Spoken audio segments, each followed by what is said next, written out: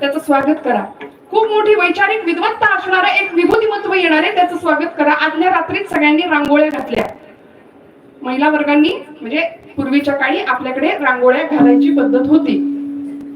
आता निवाणीमध्ये सुद्धा आहे रांगोळी, पण आमच्या पुण्यात काय करतात माहितीये का, एकच छाप असतो. एकदा चिकटवला पाडव्याला की पुढच्या वर्षीच्या पाडव्यालाच दुसरा नवीन लावायचा. म्हणजे असे काही छाप असतात, म्हणजे ते छाप. विठाला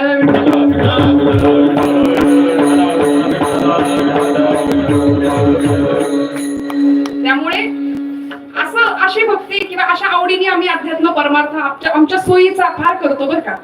त्यामुळे या सगळ्यात होतं काय माहितीये, स्वतःला कुठेतरी शोध घेणं विसरून जातं. परवा खूप सुंदर एक वाक्य माझ्या वाचनात आलं. म्हणाले, सिर्फ स्वयं को ढूंढना काफी है, गूगल पे सब मिल रहा है. गुगलवर सगळं मिळतंय, स्वतःचा शोध नाही मिळत.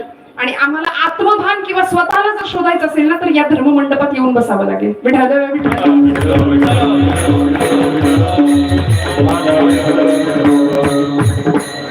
अशा धर्म मंडपामध्ये आल्यानंतर मी कोण याचा शोध आम्हाला लागेल.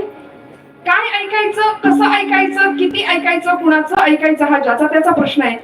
पण काय ऐकावं, तुम्ही ऐका रे कान माझ्या विठोबाचे गुणबास म्हणले, त्याच्याशिवाय दुसरं काहीच ऐकू नका.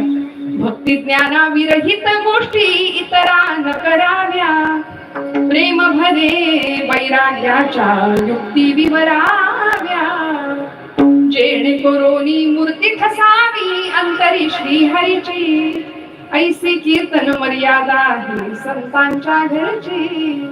म्हणून आपण भाग्यवान आहोत की तुकोबा ज्ञानोबांसारखे संत आम्हाला लाभलेत. इथलं या भूमीचं रसायन आहे ज्ञानोबा तुकोबा. मी नेहमी असं म्हणते की आमच्या रक्ताचा, प्रत्येकाच्या रक्ताचा एक ग्रुप असतो, ब्लड ग्रुप असतो ना प्रत्येकाचा.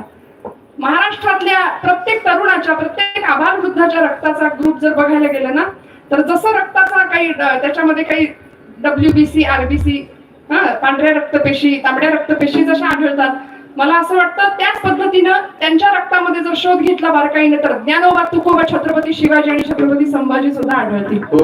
हे महाराष्ट्राचं संचित आहे. कारण इथे पार्थास बोध केला येथेच माधवाने, इथं या भूमीवरती जगद्गुरु गोपाल कृष्णांनी अर्जुनाला, मोहग्रस्त झालेल्या भगवंताला गीतेचं सुंदर ज्ञान दिलं. सर्वोपनिषदो गावो दुग्धा गोपालनंदनं, पार्थो वत्स सुधीर भोक्ता दुग्धम गीतामृतम महत्.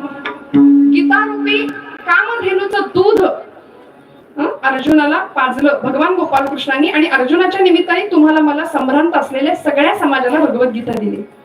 पण ती भगवद्गीता, ती तुकोबांची गाथा जी आमची माथा सुधरवते, ती ज्ञानोबांची ज्ञानेश्वरी आम्ही हातात घ्यायला आहोत का तयार? नाही तयार. प्रत्येकाच्या घरात ज्ञानेश्वरी, तुम्ही जागेत ना सगळे? ज्ञानेश्वरी आहे ना? आहे. वाचन सुरू असतं आपलं. एक तरी उभी अनुभवावी. आमच्या 4 बायका महिला एकत्र जमल्या की असं एक असतं की निवडण्याचं सगळं वर्तमानपत्र त्यांच्याकडे भेटतं. हिचं काय झालं, ती कोणाबरोबर गेली, त्याचं काय झालं, मग अगं असं सगळं चर्चा आम्हाला करायच्या असतात. पण बाईका, आज तू किती ओवे वाचल्या, तू आज किती माळा जप केला, हे नाही ना. ही चर्चा आम्ही नाही करत. त्यामुळे आमच्या अध्यात्मामध्ये लबाडी असते. आमचा अध्यात्म, आमचा परमार्थ हा आमच्या सोयीचा असतो, तो देवाला आवडेल असा नसतो. सगळं काही आपल्या आवडी करता आपण करतो. मला सांगा, डॉक्टरकडे आपण जातो आजारी पडल्यानंतर, डॉक्टर आपल्याला प्रिस्क्रिप्शन देतो. काय जो 4-5 दिवसाचा कोर्स असेल तो आपण त्यांनी लिहून दिल्यानुसार तो आणतो घरी. मेडिकल मधनं गोळ्या औषधं आणतो. आणि आणल्यानंतर मस्तपैकी देवासमोर ठेवून त्याच्यावर हळदी कुंकू आपलं रोज वाहतो. बरोबर आहे ना? असंच करतो ना आपण? नाही ना.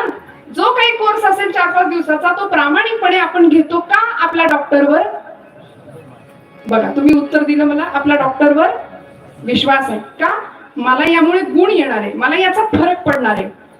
मग डॉक्टरनी दिलेल्या औषधावर जसा आमचा विश्वास आहे, तसं संतांनी तुमच्या माझ्या मनाच्या, मेंदूच्या आणि मनगटाच्या मशागती करता ग्रंथांच्या रूपाने मोठं औषध दिलंय. ब्रह्मरस घेई काढा म्हटलंय.